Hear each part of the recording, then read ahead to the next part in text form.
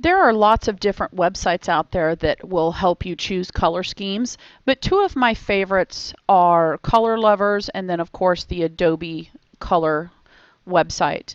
The Color Lovers is actually submitted by users. You could create a login and sign up, and what that does is it allows you to actually download the swatch that you can upload to Photoshop. One of the things that you can do with both of these programs is actually upload a photograph and then it can create a color scheme off of that. Okay, so this is just one option. The other option is your Adobe one, and again, you at the beginning of the year should have created an account, sorry, and remember that the password was a capital S, lowercase b, followed by your lunch number. If you haven't done that already, you do need to create one. Okay. Whoops. Okay, whatever. All right, so here we have our color wheel. Now, like I said before, typically when we create a color scheme, you choose one color to be your primary color. And look here how that has the little triangle. That's this one. This is your base color. I shouldn't say primary color, base color. So let's say that I wanted a really rich, saturated blue as my base.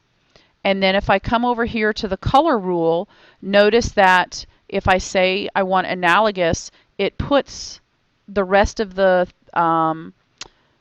bars next to it, creating an analogous color scheme. I could spread it out a little bit if I wanted there to be a little bit more variation in the color and see how all of them move with it. Okay.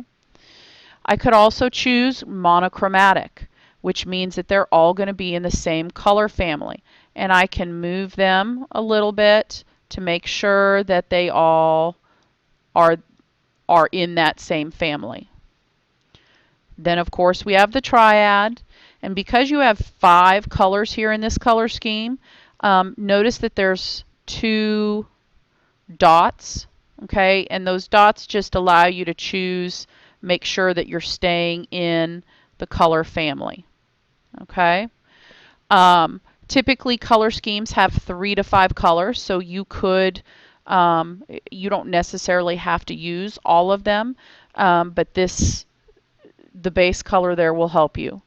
Same thing with complementary. You see that wherever you put your base color, the complementary color is going to be opposite.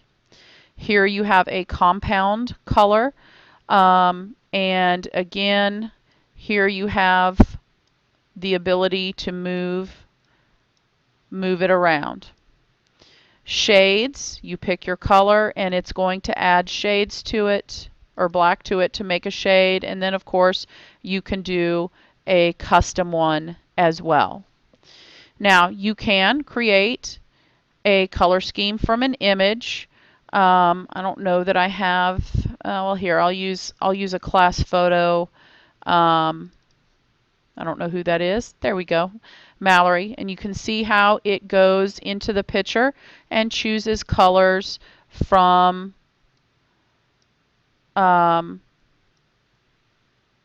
the picture in order to create it.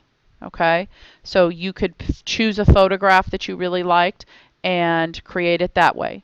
Now, the reason that you want to log in order to do this, I'm going to actually go back here. I'm going to go to analogous and I'm going to make my base color that blue. I'm going to spread it out a little bit. Okay, so let's say I like that. I can go hit the save button. It tells me what it is. It allows me to give it a name. I'm just going to call it Brights. And I can save it into my library and hit save. Once I hit save, okay, notice here that I have the ability to edit it still. I have the ability to delete it. If I click on it, I can see it full screen. Click on it again and it is no longer full screen. And then when you're ready to download a copy, you can hit publish. And notice here you have the ability to share it with people, okay, by copying a link. We've already saved it to the library. And there used to be a way for you to download the swatch, and I don't see it here anymore, so I guess they've taken it away. But notice that when I mouse over each color, I get a hexadecimal code. That hexadecimal code is something that you can put into Photoshop, Illustrator, Flash, Dreamweaver, whatever you need to get your color scheme.